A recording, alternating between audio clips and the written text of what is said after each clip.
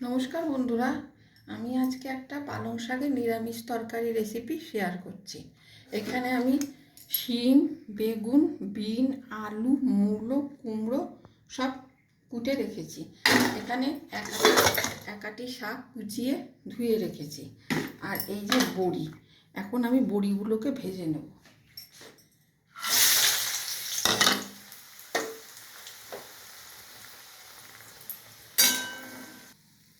এই যে আমার বড়িগুলো ভাজা হয়ে গেছে। এবার আমি এই তেলের মধ্যে, এটা কিন্তু সাদা তেল দিয়ে হবে,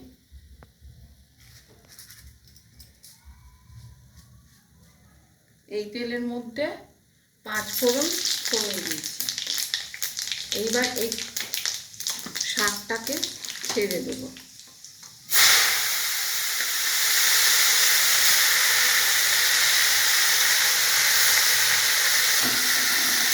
এবার শাকটাকে একটু নাড়াচাড়া করে এর মধ্যেই তরকারিগুলো ধুয়ে রেখেছি, এগুলো ছেড়ে দেব।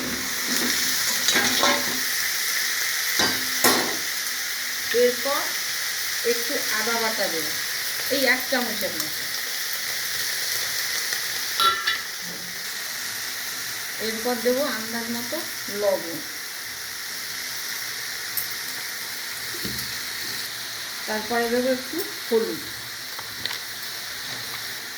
দিয়ে এবার ঢাকা দিয়ে দেব, আঁচটাকে একটু কম করে।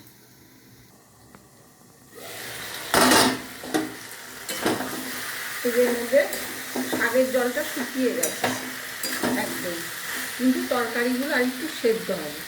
আমি এখন এর মধ্যে বড়িগুলো, কতগুলো কাঁচা লঙ্কা দিয়ে, অল্প সিদ্ধ হতে বাকি আছে তো অল্প জলই দেব, জল দিয়ে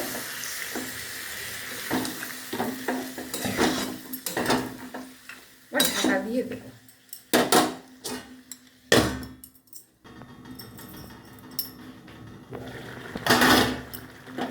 তরকারিটা হয়ে এসছে।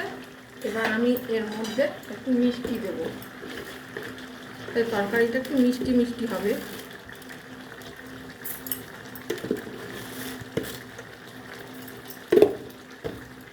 এইবার একটু ময়দা গুলে দেবো এর মধ্যে।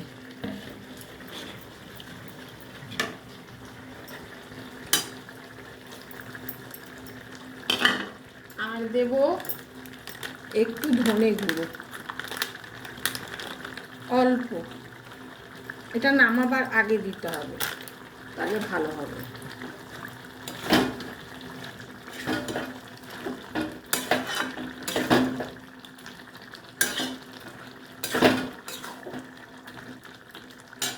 আর দেব একটু ঘি।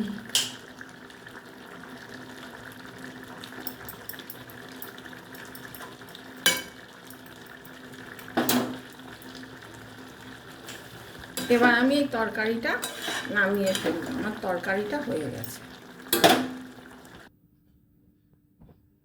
এই যে পালং শাকের তরকারি, পালং শাকের সব দিয়ে তরকারি। এই তরকারিটা রুটি, পরোটা, লুচি, ভাত সব দিয়েই খুব ভালো লাগবে, একবার বানিয়ে দেখবেন। পালং শাক সব তরকারি ধুয়ে বড়ি ভেজে রেখে তারপরে কড়াইতে সাদা তেল দিয়ে 5 ফোড়ন দিয়ে তরকারিগুলো দিয়ে আদা, নুন, লবণ, হলুদ সব দিয়ে ঢাকা দিয়ে রেখে দেবে। তারপরে শাকের জলটাতে যেই শুকিয়ে যাবে, তখন যদি সিদ্ধ না হয় আর একটু জল দিয়ে নামাবার আগে একটু ময়দা গুলে, একটু ধনে গুঁড়ো, একটু মিষ্টি আর ঘি দিয়ে নামাতে হবে।